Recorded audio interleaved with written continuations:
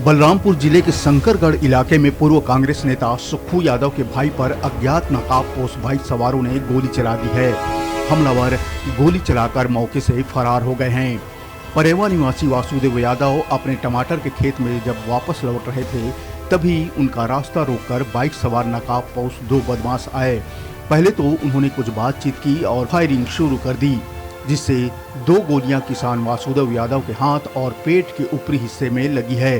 गोली मारने के बाद बदमाश मौके से फरार हो गए, जिनकी तलाश में पुलिस जुटी हुई है। वहीं घायल अवस्था में प्राथमिक उपचार के लिए वासुदेव यादव को सामुदायिक स्वास्थ्य केंद्र शंकरगढ़ ले जाया गया, जहां से उन्हें प्राथमिक उपचार के बाद अंबिकापुर रेफर कर दिया गया है। अज्ञात हमलावरों ने हाथ और पेट पर गोली चलाई है। इधर पूर्व मंत्री अमरजीत भगत अंबिकापुर के मेडिकल कॉलेज अस्पताल घायल से मिलने पहुंचे, जहां उन्होंने छत्तीसगढ़ की कानून व्यवस्था को लेकर कई सवाल खड़े किए। फिलहाल सरगुजा जिले में नाकेबंदी कर फरार आरोपियों की तलाश की जा रही है।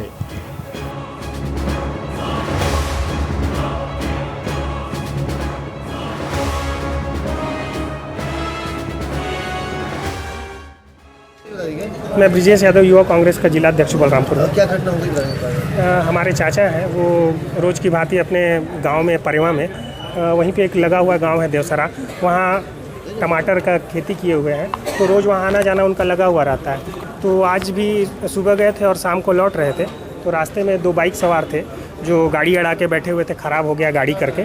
तो चाचा रुके वहाँ पर और भाई रुके तो पूछे उनसे कि भाई क्या हो गया है, तो बोले कि ये नहीं, हम लोग का गाड़ी ख़राब हो गया, वहीं पे बैठे हुए थे। तो फिर उन लोग बस वहाँ से उठे हैं और इसके बाद पिस्टल निकाले और गोली चला दिए हैं। एक बार गोली चलाया तो पहला गोली पेट पे लगा है और दूसरा गोली फिर जब उनको धक्का दिया तो हाथ में लग गया।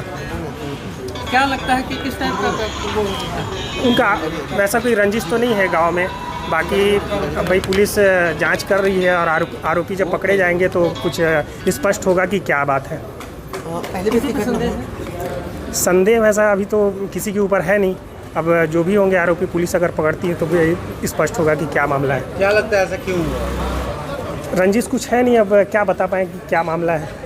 घात लगा के ही हमला हुआ? हाँ, घात लगा के वो पहले से ही बैठे हुए थे वहाँ पे। पहले भी मेरा छोटा भाई चाचा ही लड़का, वो कुछ देर पहले वहाँ से क्रॉस किया था, तो वहाँ पे वो बाइक वाले पहले से ही बैठे हुए थे।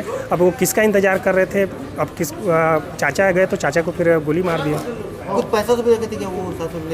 नहीं, पैसा साथ में तो नहीं रखे हुए थे। क्या काम करते हैं? चाचा उप सरपंच है और खेती बाड़ी करते हैं। कानून व्यवस्था की स्थिति तो बहुत चिंताजनक है। कहीं पर भी गोली चल जा रहा है, कहीं पर भी बड़े बड़े वारदात हो जा रहे हैं। अभी बलरामपुर में ज़िले में शंकरगढ़ में गोली चली है। इसके पहले सूरजपुर में घटना हो गया है।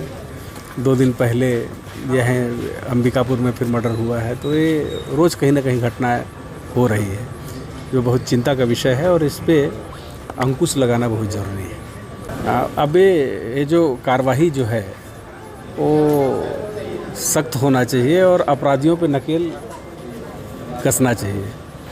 अगर उसमें कहीं पर ढिलाई होगा तो लोगों का हौसला बढ़ेगा और घटनाएं भी बढ़ेंगी और इस प्रकार के जो रोज की जो अल्टी हो रहा है ये